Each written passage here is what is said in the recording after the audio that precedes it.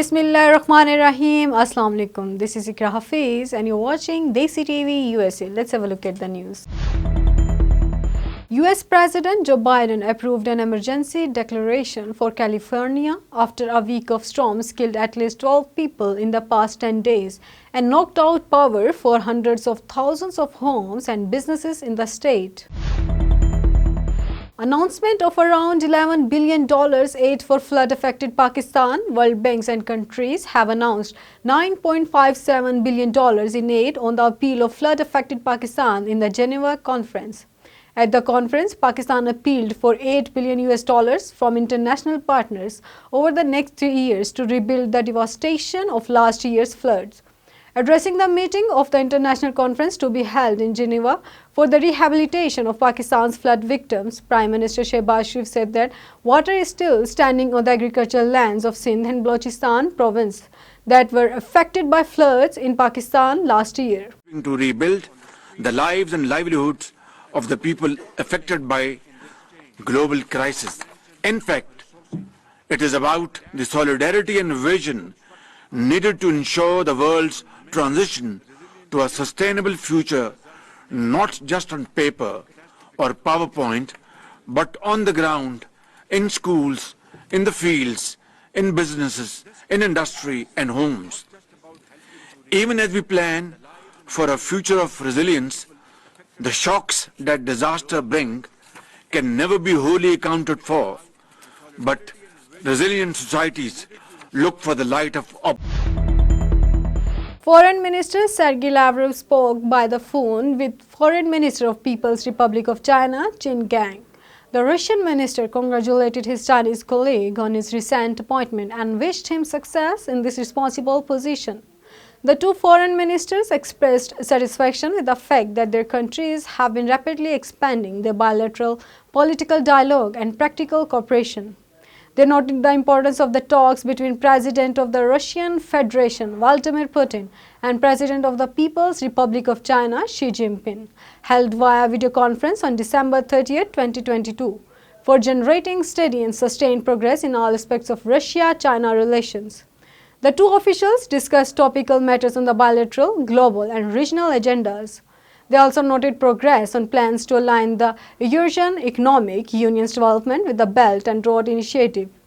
Sergey Lavrov invited Foreign Minister of the People's Republic of China, Jan 10, to visit Russia at a convenient time. Supporters of the former far-right President Jair Bolsonaro, who was defeated in the recent presidential elections, attacked the country's Congress, the Presidential Palace and the Supreme Court and ransacked it. According to the news agency Reuters, there were no immediate reports of casualties or injuries during the riots, but the attackers caused severe destruction in the government buildings, where not only furniture was thrown from the broken windows of the Presidential Palace, rather the courtrooms in the Supreme Court were demolished.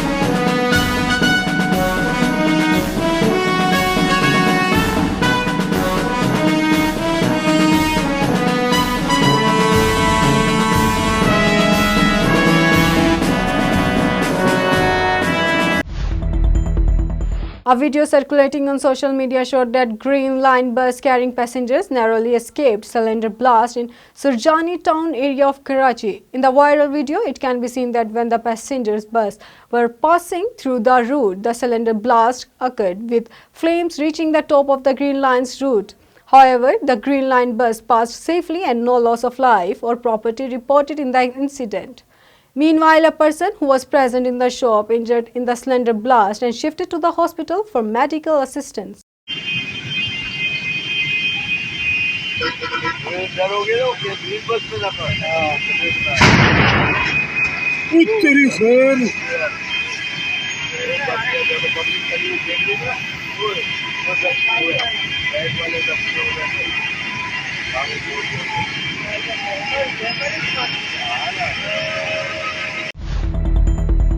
Michelle Yeoh makes history at the National Board of Review Awards in New York by being the first Asian actress to win a Best Acting honor from the organization in 45 years.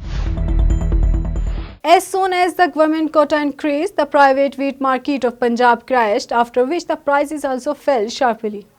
According to the market sources, the price of wheat has decreased by 1200 rupees per mon, due to which 5400 wheat has come down to 4200 rupees in the open market. Sources say that there is a possibility of a clear reduction in the prices of atta, maida, fine, while milled flour is also likely to decrease by 15 to 20 rupees per kg. Apart from this, the Food Secretary said that today there will be a crackdown on the flour storage in the province. No one will be allowed to increase or decrease the price. A big operation will have to be done to reduce the prices of the flour. In Afghanistan, the Taliban government allowed girls to continue their education until the 5th grade. According to the statement issued by the Afghan Ministry of Education, instructions have been issued to open schools, madrasas and educational institutions for girls up to the 5th grade. The Taliban authorities imposed a ban on girls' higher education last month, after which girls' primary schools were also closed in several provinces. The ban on girls' education was heavily criticized by the international community. That's all for now. For more updates, keep watching DESI TV USA or visit our website desitvusa.com.